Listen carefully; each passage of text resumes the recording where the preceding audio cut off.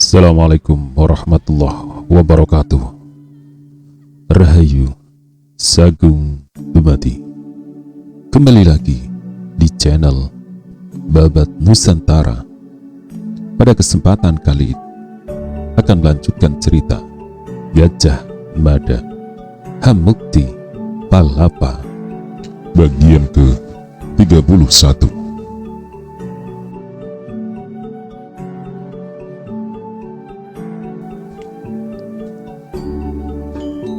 Tak berkedip, Pradabasu memandang lawan bicaranya.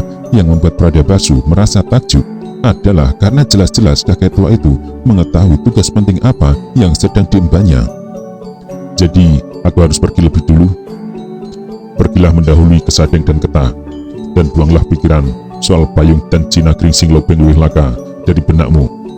Mungkin tugasmu yang sebenarnya adalah meredakan hati Mapanji Ketah yang sedang menggelagak dan meredam nafsu yang sedang mabuk. Di belakang Mapanji Ketah ada Kiai Wirota Wirogati. Aku berjanji akan ikut membantu Majapahit dengan membujuk orang itu. Kalau tidak bisa dibujuk dengan baik-baik, aku dan Kiai Pawagal akan membujuknya dengan paksa. Biar tua begini, aku masih belum lupa bagaimana cara berkelahi. Apalagi Kiai Wirota Wirogati sama tinggal berulangnya denganku. Raut muka Pradabasu yang penuh tanda tanya adalah karena terlalu banyak yang tidak ia pahami. Terlalu banyak persoalan yang ia ingin tahu jawaban maupun duduk persoalannya. Hanya sayang Kiai Medang Dangdi tidak memberi kesempatan banyak untuk bertanya. Jangan banyak bertanya, jalankan saja petunjuk yang kuberikan. Pamitlah kepada pemilik rumah, sekaligus pamitkan pula aku. Kuda yang kubawa kuhadiahkan kepada Rahi Sunilok. Siapa tahu ia membutuhkan jika memutuskan akan menempuh perjalanan menemani suaminya. Pradabasu benar-benar dibuat bingung. Ia tak mampu berbicara. Cukup jelas petunjuk yang aku berikan? Tanya kakek tua itu. Pradabasu mengangguk. Akan tetapi dari sikapnya, Pradabasu tak bisa menutupi kebingungannya. Dia akan pergi? Ya. Dia tidak merasa perlu balik dan berpamitan. Sudah, aku sudah berpamitan, jawabnya. Tentu sebuah jawaban yang menyempurnakan rasa bingungnya. Pradabasu yang terjerembab dalam teka-teki sangat besar itu tak punya pilihan lain, sebagaimana tak mungkin baginya untuk memaksa kakek tua itu memuasi rasa keterangan yang dibutuhkan. Pradabasu memberikan penghormatannya dan berjalan balik arah.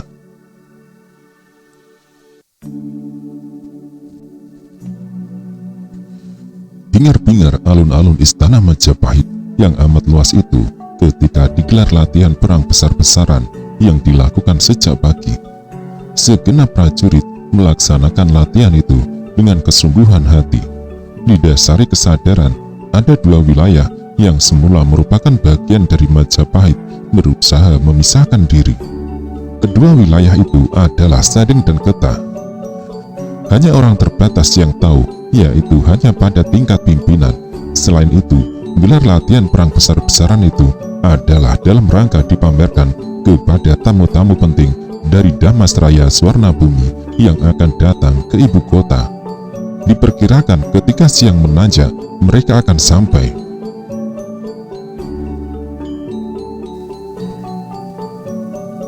Prabu Putri Sri Gitarja Tribuana Tunggadewi Jaya Wisnuwardani dan Prabu Putri Dahwiyat Raja Dewi Maharajasa yang telah mendapat laporan pada malam sebelumnya juga mempersiapkan diri menerima tamu yang masih kerabat darahnya itu. Pagi-pagi sekali Patih Gajah Mada telah memperoleh laporan dari Telik Sandi yang dikirim sejak semalam. Telik Sandi yang sebenarnya diberi tugas melacak jejak para maling dan pengacau yang telah mengobok-ngobok ruang perbendaharaan pusaka di istana. Sebagian dari mereka telah datang memberikan laporan, sementara sebagian yang lain menempatkan diri terus mengamati pergerakan orang-orang Swarnabumi tanpa orang-orang itu menyadari mereka sebenarnya sedang dipantau.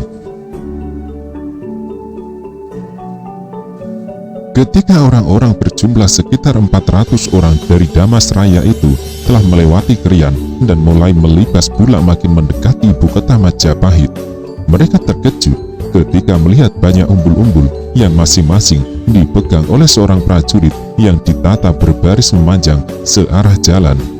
Puwira berusaha mengenali tanda-tanda khusus yang tertera pada umbul-umbul itu. "Apa yang terjadi, Paman?" tanya Adityawarman. Puwira merasa perlu menyempatkan berpikir. "Majapahit sudah mengetahui kedatangan kita, Tuanku," kata Puwira. "Kita disambut dan dijemput rupanya."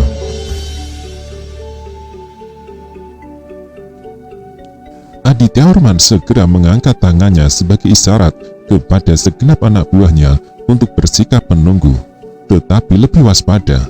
Hal itu karena dari arah umbul-umbul itu datang orang berkuda yang berpacu tidak dengan kencang.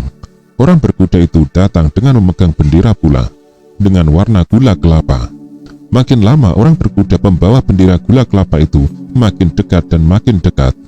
Adityawarman menambahkan perintah kepada para prajurit pengiringnya untuk merapatkan dan merapikan barisan. Ketika tiba di tempat itu, orang berkuda itu melompat turun. Senyumnya yang merekah menyebabkan sedikit tegang di hati Adityawarman agak mereda. "Aku prajurit Raga Jambi," ucap pembawa bendera itu tegas. "Aku mendapat tugas dari Baginda Prabu Putri Sri Gitarja Tribuana Tunggadewi Jaya Wisnuwardhani dan Sri Baginda Prabu Putri Dyahwiyatraja Dewi Maharajasa untuk menyambut kedatangan tamu-tamu penting dan terhormat dari Damasraya Swarnabumi. Selamat datang." Adityawarman tersenyum dan tak mampu menutupi rasa kagumnya. "Terima kasih," balas Adityawarman. Raga Jambi menerjemahkan tugasnya dengan tak banyak bicara setelah melihat rombongan orang dari Damasraya Swarnabumi secara langsung. Telah melihat bagaimana penampilan para tamu itu, juga melihat bagaimana persenjataan mereka, sekaligus memperkirakan berapa jumlah dan kekuatan mereka. Raga Jambi dengan cepat mengambil simpulan dan tindakan menggunakan klebet. Raga Jambi memberi isyarat. Memperoleh isyarat itu, sekitar 25 kereta kuda yang disiapkan segera bergerak menjemput. Kereta-kereta kuda itu dihiasi dengan janur dan ditarik kuda-kuda yang kekar. Beberapa saat para prajurit tamu dari Swarnabumi terkejut, namun dengan segera mereka memahami. Kereta kuda yang datang beriringan itu digunakan untuk menyambut mereka. Adityawarman merasa amat senang. Segenap pengiringnya pun merasa senang karena perjalanan yang masih tersisa tak perlu ditempuh dengan berjalan kaki. Tak cukup dengan kereta kuda, di belakangnya lagi nyaris 100 ekor kuda tanpa penunggang disiagakan untuk menjemputnya. Melihat itu, Puwira berdebar-debar. Puwira melirik Adityawarman yang dilirik sedang berada dalam keadaan takjub. "Boleh dibilang perjalanan sudah dekat, tetapi juga bisa dianggap jauh, Tuan," kata Bayangkara Raga Jambi. "Untuk mempersingkat perjalanan yang tinggal sisa ini, kami persilahkan Tuan dan segenap prajurit pengiring untuk naik kereta yang jumlahnya terbatas dan kuda yang jumlahnya juga terbatas. Sisanya mungkin bisa dijemput bergantian." Adityawarman tersenyum lebar dengan hati sangat senang. Maka demikianlah sekitar 400 prajurit Damasraya Swarnabumi, yang itu belum jumlah seluruhnya karena sebagian yang lain masih berada di kapal. Tak perlu lagi harus kecapean menempuh perjalanan dengan jalan kaki yang menyebabkan penat dan keletihan luar biasa. Akan tetapi, rupanya kereta kuda yang disiapkan masih kurang. Demikian pula dengan kuda tunggangan yang disiapkan. Dengan tiap kereta diisi berjejal sampai 10 orang dan lebih dari 100 ekor kuda, masih menyisakan sejumlah tamu yang harus dijemput ulang. Di atas kuda yang disiapkan untuknya, Adityawarman yang didampingi Bayangkara Raga Jambi berpacu sambil melambaikan tangan kepada para penduduk yang merapatkan barisan di sepanjang tepi jalan. Ucapan selamat datang yang ramah itu diterima dengan sukacita pula oleh para pengiring Pangeran Pati dari negeri seberang itu. Lambaian tangan berbalas lambaian tangan. Perjalanan yang tinggal sisa itu bahkan agak tersendat karena di antara penduduk ada yang menggagas penyambutan dengan cara lain. Masing-masing penduduk keluar membawa kendi berisi air segar yang ternyata memang sangat dibutuhkan oleh para tamu yang kehausan setelah menempuh perjalanan panjang. di antara para penduduk ada juga yang mengeluarkan buah-buahan seperti jambu, mangga, dan pepaya. Perjalanan tamu-tamu itu akhirnya melintasi batas kota dan telah memasuki jalan utama dalam kota, makin mendekati istana. Ketika alun-alun luar yang amat luas telah terlihat, Adityawarman tidak bisa menahan rasa ingin tahunya. "Sedang ada kegiatan apakah itu?" tanya Adityawarman. Bu Wira yang menyimak ikut mempersiapkan diri mendengarkan jawaban yang akan diberikan Raga Jambi. "Ada 2 wilayah Majapahit, masing-masing bernama Keta dan Sadeng, berniat melakukan makar. Itu sebabnya dalam beberapa bulan terakhir dan dilakukan setiap hari, digelar latihan perang sebagai persiapan menggebuk wilayah-wilayah yang berniat memisahkan diri dari kesatuan Majapahit." Jawaban itu membuat Bu Wira merasa curiga menjadi gelisah. Namun, karena kebersihan hatinya dan sama sekali tidak memiliki prasangka, Adityawarman mampu bersikap tenang. Ketika akhirnya tamu-tamu penting itu melintas tepi alun-alun luar, mereka dibuat terbelalak dengan riuh pertempuran yang amat dahsyat. Meski sekedar latihan, gerak-gelar perang Supit Urang melawan Glatineba itu bagaikan perang sesungguhnya karena telah dirancang sedemikian rupa. Itu sebabnya dalam latihan perang macam itu tidak tertutup kemungkinan terjadi musibah bagi para prajurit yang tidak berhati-hati atau sembarangan. Akan tetapi orang-orang yang berada di belakang latihan perang itu memang menghendaki perang yang mesti hanya latihan itu bisa diterjemahkan seolah perang yang sesungguhnya. Itu sebabnya dari pagi Senopati Panji Suryo Manduro dan Senopati Gagak Bongol telah bekerja keras. Senopati Haryo Teleng tidak hadir bersama 2 perwira itu karena telah menempuh perjalanan sandi mengamati apa yang terjadi di Sadeng dan Keta.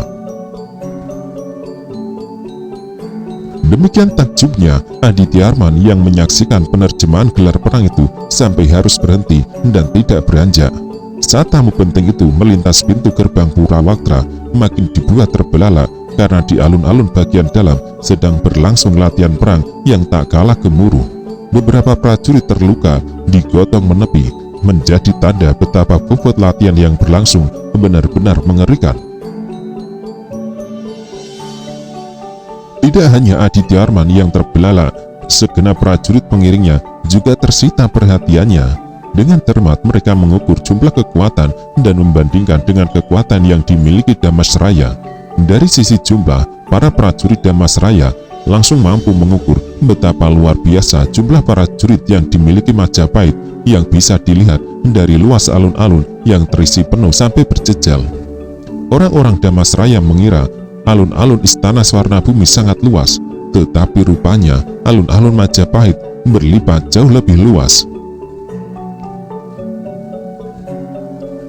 Akhirnya bertemulah Adityawarman dengan Gajah Mada yang telah menunggu di pintu gerbang Manguntur. Di samping Gajah Mada ada Mahapati Aryatada dan Senopati Gagak Bongol. Ikut hadir menyambut pula para Mahamentri Katrini dan beberapa orang tanda yang bertanggung jawab menyiapkan kebutuhan para tamu, seperti di mana mereka harus istirahat dan jamuan makan apa saja yang harus disediakan. Menilai jumlah tamu yang demikian banyak, terpaksa harus memanfaatkan tata kerambat Bali Manguntur untuk menampung. "Apa kabar Kakang Gajah Mada?" sapa Adityawarman penuh semangat. Gajah Mada juga menunjukkan persahabatan dan keramahannya. "Kabarku selalu baik, Adityawarman," jawab Gajah Mada. Pati Gajah Mada masih menyimpan kenangan betapa tulus Adityawarman dalam bersahabat dengannya. Gajah Mada masih menyimpan kenangan atas pertemuan yang terjadi beberapa tahun yang lalu. Ketika Prabu Srijaya Negara masih hidup, Adityawarman pernah datang berkunjung. Masih dalam ingatan Gajah Mada, beberapa tahun silam, Adityawarman adalah seorang pemuda tampan gagah sekaligus seorang prajurit yang tangguh pilih tanding. Dari Adityawarman pula, Gajah Mada banyak mendengar sepak terjang pasukan dari seberang lautan yang masih berupaya melebarkan wilayahnya sampai ke Campa dan Kamboja. "Selamat datang anak mas pangeran," Mahapati Aryatada menyapa. "Paman Aryatada," Adityawarman meletup. "Kenapa, Raden?" balas Aryatada. Akan tetapi Adityawarman mendadak merasa menyebut keadaan Aryatada yang berubah menjadi sangat tua merupakan tindakan yang tidak sopan. Celaka bagi Adityawarman karena Aryatada memang orang yang sangat peka. "Sudah sesuai dengan kodrat Raden," ucap Mahapati Aryatada. "Aku sudah tua, renta dan sakit-sakitan. Itu sebabnya sudah amat layak Aryatada beristirahat." Adityawarman dan segenap prajurit mengiringnya tidak menyangka penyambutan yang mereka terima begitu genggam gembita. Hidangan yang telah disiapkan, beberapa buah-buahan dan berbagai jenis makanan terus mengalir memuasi rasa lapar dan dahaga. Para prajurit dari Swarnabhumi itu juga mendapat kesempatan untuk membersihkan diri di Pakiwan, terutama dipersilahkan kepada Adityawarman yang nantinya akan segera dipertemukan dengan Prabu Putri Sri Gitarja Tribuana Tunggadewi Jaya Wisnuwardhani dan Prabu Putri Dyahwiyat Raja Dewi Maharajasa.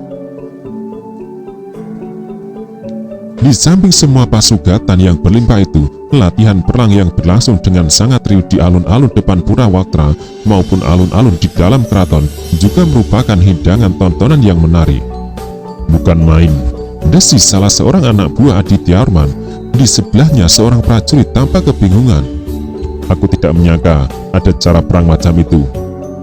Di alun-alun bagian dalam, dua buah Kesatuan Jalapati dan Sapu Bayu sedang berebut kemenangan melalui gelar kekuatan masing-masing yang diterjemahkan lewat Cakrabyuha dan gelar perang di Radameta.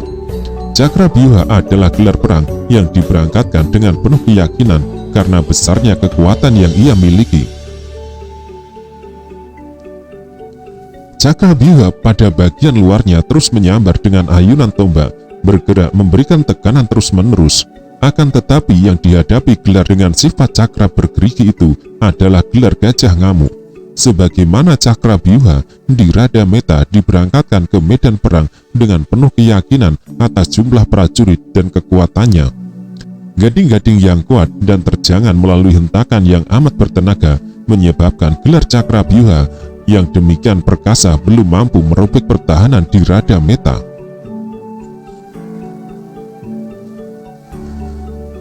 Meski hanya latihan dan meski semua pedang yang digunakan adalah pedang kayu, meski anak panah yang dilepas telah ditumpulkan dengan bagian ujungnya dibalut kain agar tidak membahayakan lawan, dan meski semua tombak dan trisula telah ditumpulkan sedemikian rupa, tetap saja ada korban yang berjatuhan. Melihat itu, betapa bingung anak buah Adityawarman. "Ini hanya latihan, bukan?" berbisik seorang prajurit Swarnabhumi. "Ya," jawab prajurit di sebelahnya. "Ini hanya latihan. Lihat korban yang digotong nepi itu," berbisik lagi yang lain. Demikian pula dengan Puwira, perhatiannya tersita tuntas oleh tontonan luar biasa yang sedang digelar tuan rumah itu. Ketika Puwira mengusulkan kepada Adityawarman untuk menengok Majapahit, hal itu didorong oleh angan-angan dan perhitungan-perhitungan. Puwira berpendapat selayaknya raja haruslah seorang laki-laki yang kuat, karena apa jadinya sebuah negara dipimpin oleh perempuan yang dari kodratnya sudah lemah. Dengan kematian Prabu Srijaya Negara, maka saudara lelaki terdekatnya adalah Adityawarman. Dikipasilah anak Raja Damasraya itu untuk bergegas datang ke Majapahit untuk mencari kemungkinan atau celah yang bisa membawa Adityawarman ke tampuk pimpinan istana mewarisi kekuasaan dari saudaranya. Jika Adityawarman menjadi raja, siapa tahu terbuka sebuah peluang baginya menduduki tempat terhormat mendampinginya, misalnya dengan menduduki jabatan sebagai Mahapati. Rupanya Puwira harus menghapus angan-angan itu. "Bagaimana kabarmu, Kakang Puwira?" sapa Aryatada. Puwira terkejut dan menoleh. Belum lagi Puwira menjawab, Aryatada melanjutkan ucapannya. "Berapa tahun yang lalu Kakang menemani anak Mas Adityawarman datang kemari. Kakang Puwira kulihat lebih tua dariku. Sekarang sebaliknya, hanya beberapa tahun kemudian, akulah yang lebih tua dari Kakang Puwira." Puwira memastikan keadaan Aryatada dengan cermat seksama. Puwira membenarkan pendapat itu. Aryatada sekarang memang tampak jauh lebih tua dari beberapa tahun yang lalu. Wajahnya penuh kerut-keriput dan langkah kakinya tak lagi gagah perkasa. Batu yang sesekali menyela menjadi pertanda Mahapati Amangkubumi Aryatada sedang menghadapi persoalan kesehatan yang tak bisa dianggap remeh. Waktu ternyata demikian cepat berlalu, Aditada, jawab Puwira. Hanya dalam beberapa tahun kita tidak bertemu, banyak hal yang berubah. Pada diri Aditada sendiri, tampaknya Adi sering sakit-sakitan. Ya, mungkin karena itu, aku pun cepat menjadi tua. Puwira kembali memperhatikan keadaan Aryatada yang memang mengalami kemunduran kesehatan. Ketika mendampingi Srijaya Negara, Aryatada masih terlihat gagah. Kini jejak gagah perwiranya telah lenyap entah kemana. Dalam berjalan pun, Aryatada sering terbungkuk. Jejak rambutnya yang dulu legam telah hilang. Rambut Aryatada kini telah memutih semua. Aku juga melihat banyak perubahan. Majapahit rupanya makmur. Jalan-jalan dibangun bagus. Bangunan-bangunan yang dulu tidak ada sekarang bermunculan di mana-mana. Kekuatan prajurit yang dimiliki Majapahit benar-benar dahsyat. Hanya 5 tahun waktu berjalan sejak terakhir aku mengunjungi Majapahit, telah terjadi banyak sekali peristiwa besar.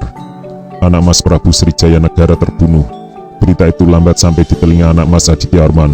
Itu sebabnya baru sekarang anak Mas Adityawarman bisa datang berkunjung. Mahapati Aryatada mengangguk menerima penjelasan itu. Jadi, baru saja berita kematian itu sampai di Swarnabumi? Puwira membalas mengangguk. Setidaknya mungkin 4 bulan setelah anak Mas Prabu Srijaya Negara terbunuh. Berita simpang siur tanpa kejelasan dan sayangnya tidak memperoleh perhatian yang lebih memadai karena Damasraya sedang disibukkan oleh datangnya utusan dari negeri Tartar yang mengancam Swarnabumi untuk takluk menjadi bawahan Tartar. Mahapati Aryatada memandang dengan tatapan mata tak berkedip. Jadi Swarnabumi juga memperoleh ancaman itu? Puwira mengangguk. Swarnabumi saat ini sedang memperkuat armada lautnya untuk mengimbangi sepak terjang Tartar yang merajalela berniat menundukkan jagat. Namun dalam perang di daratan, Swarnabumi rupanya harus banyak belajar dari Majapahit yang memiliki cara berperang luar biasa. Aryatada memandang tajam. Tata cara perang yang dipelajari Majapahit adalah pengembangan dari gelar-gelar perang yang pernah dikuasai Singosari, juga pernah dikuasai Kediri dan negara-negara di tanah Jawa sebelumnya. Apakah makanan enak dan waktu yang panjang menyebabkan Kakang Puwira melupakan itu? Puwira menggeleng. Sebenarnya tidak juga, balas Puwira. Akan tetapi, Damasraya punya cara perang yang jauh berbeda dengan cara perang yang dikenal di Singosari maupun Majapahit yang mengacu pada berbagai siasat gelar perang yang bersumber dari yang diuraikan Wiyasa dalam kitab karangannya. Bisa kau jelaskan bentuknya? Tanya Mahapati Aryatada. Puwira membalas pandangan Mahapati Aryatada sama tajamnya. Sulit sekali untuk menjelaskan Adi Mahapati, berkata Puwira. Adi Mahapati baru bisa membedakan jika melihat secara langsung bagaimana gelar perang yang dilakukan prajurit Damasraya. Yang jelas, prajurit Damasraya tidak mungkin berperang beradu muka secara langsung sebagaimana latihan itu. Mahapati Aryatada bertanya lagi, namun diam yang dilakukan adalah untuk membayangkan bagaimana kira-kira bentuk dan cara berperang orang-orang dari Swarnabumi itu. Perhatian Mahapati Aryatada kemudian terhenti oleh seorang prajurit yang muncul dari belakang Bali Manguntur yang langsung mendekat ke Gajah Mada. Prajurit dari Kesatuan Khusus Bayangkara itu tampak berbicara dengan Gajah Mada yang sedang berbincang dengan tamunya. Usai pembicaraan yang terjadi, prajurit itu berlari-lari lagi, kali ini mendatangi Aryatada. Berita apa yang akan kau sampaikan kepadaku, Pring Celuring? Tanya Tada. Kedua Prabu Putri siap menerima tamu dari Damasraya. Mahapati Aryatada memperhatikan kesibukan yang berlangsung di Manguntur. Di mana kedua Prabu Putri akan menerima para tamu? Di istana kediaman Mahapati, jawab Bayangkara Pring Celuring. Pati Gajah Mada dan Mahapati Aryatada nampak saling memberi isyarat. Pati Gajah Mada mempersilahkan dan menemani Adityawarman bersama-sama dengan Puwira dan Mahapati Aryatada berjalan beriringan menuju istana kediaman sang Prabu Putri lewat bawah bayangan pohon tanjung yang berderet-deret berselang-seling dengan pohon semboja. Suara gemuruh amat riuh terjadi alun-alun bagian dalam dan menyita perhatian karena setelah saling memberikan tekanan, akhirnya semua tampak ke mana ujung perang yang terjadi. Gelar Cakrabyuha terdesak oleh gelar perang di Radameta yang disambut dengan riuh dan ditepuk tangani oleh para penduduk yang menyaksikan. Para prajurit dari Swarnabhumi tidak ketinggalan memberikan tepuk tangan, bahkan berjingkrak. Apa yang terjadi dan berlangsung di alun-alun itu sungguh merupakan tontonan dan wacana baru yang menarik bagi mereka. Adityawarman dan Puwira sangat tercuri perhatiannya. Namun Gajah Mada segera mempersilahkan Adityawarman memasuki gerbang yang menghubungkan antara Manguntur dan istana kediaman ratu yang bersebelahan. Tetapi terbatas dinding cukup tinggi, pintu gerbang yang terbuat dari besi dan sangat kuat itu dijaga oleh prajurit dengan senjata tombak yang telah ditelanjangi ujungnya. Adityawarman melihat beberapa pintu di lingkungan istana itu. Istana itu dijaga ketat oleh setidaknya 4 orang prajurit, masing-masing dengan senjata siaga. Dengan Gandewa di tangan kiri dan anak panah di tangan kanan, sikap yang demikian berarti prajurit itu siap bertindak menghadapi keadaan apapun. Dengan berdebar-debar, Puwira memperhatikan ruangan khusus yang dimasukinya dan sedikit agak lega melihat ada 5 buah kursi telah disiapkan. Puwira layak cemas jika kursi itu jumlahnya 2 atau hanya 3, karena dengan demikian ia dan Adityawarman harus duduk bersila di lantai. Derajat duduk di lantai tentu lebih rendah daripada mereka yang duduk di kursi. Meski lantai ruangan khusus itu digelari permadani berharga sangat mahal yang agaknya didatangkan oleh pedagang dari tanah Arab. Setelah menunggu beberapa saat, akhirnya kedua putri muncul dari pintu yang dibuka oleh seorang tanda abdi pelayan dalam yang bergegas memberi penghormatan ketika Sri Gitarja dan adiknya lewat, yang masing-masing didampingi suaminya. Berdebar Puwira melihat kursi-kursi itu tidak disiapkan untuk para tamu. Dengan tersenyum sangat cantik, masing-masing Prabu Putri duduk. Di sebelah Sri Gitarja duduk Raden Cakradara, Sri Kertawardhana, dan di sebelah Dyawiyat duduk bangsawan penguasa Wengker dan Pamotan, Wijaya Rajasa yang Prameswara yang ketika belum mengawini Dyawiyat bernama Raden Kudamerta atau Kuda Amreta. Aryatada duduk di kursi kelima. Dengan demikian tidak tersedia kursi untuk para tamu. Sombong sekali orang Majapahit, kata hati Puwira. Setelah memberi hormatnya, Gajah Mada duduk diikuti oleh Adityawarman yang meniru semua yang dilakukan Gajah Mada. Dengan wajah berseri, Adityawarman memandang 2 Prabu Putri yang dianggapnya adik-adiknya karena dari sisi usia Adityawarman lebih tua. Dengan isi hati bagi diadu, Puwira yang tidak ikhlas menerima cara penyambutan itu tak punya pilihan lain kecuali ikut duduk bersila di belakang Pangeran Pati dari Swarnabhumi itu. Puwira yang memejamkan mata sejenak adalah dalam rangka mencermati dan mengenang kebahagiaan masa lalu. Puwira berasal dari Singosari. Keberadaannya di tanah Damasraya adalah setelah Singosari mengirim pasukan dan menaklukkan negara itu. Ia dikirim sebagai pejabat yang mewakili Singosari. Oleh karena dia Atwaya Brahma, temannya yang juga pejabat dari Singosari diambil menantu oleh Prabu Srimat Tribuana Raja Maulia Warmadewa, Puwira ikut tinggal dan memilih tetap berada di Swarnabhumi. Waktu yang berlalu demikian lama mengubah Puwira menjadi orang Swarnabhumi. Ketika Singosari harus digilas Jayakatwang, kabar itu sampai pula di Swarnabhumi dan menimbulkan perdebatan. Akhirnya diputuskan Swarnabhumi yang semula berada di bawah Singosari itu tetap menyatu menjadi bagian dari Majapahit, karena yang menjadi Raja Majapahit selanjutnya adalah Srijaya Negara, anak Darapeta. Setelah merenung dan bersusah payah mencerna, Puwira akhirnya menyadari dan bisa menerima penyambutan itu. Yang membuatnya kecewa, kini tertutuplah apa yang diangankan. pupus mimpinya menempatkan Adityawarman sebagai pengganti Srijaya Negara. "Bagaimana kabarmu, Kakang Adityawarman?" bertanya Prabu Putri Srigitarja Tribuana Tunggadewi Jaya Wisnuwardhani memecah keheningan. Adityawarman tersenyum berseri-seri dan amat ikhlas. "Kabarku baik, Adiratu. Perjalanan jauh yang aku tempuh lancar sekali, tidak mengalami rintangan suatu apa.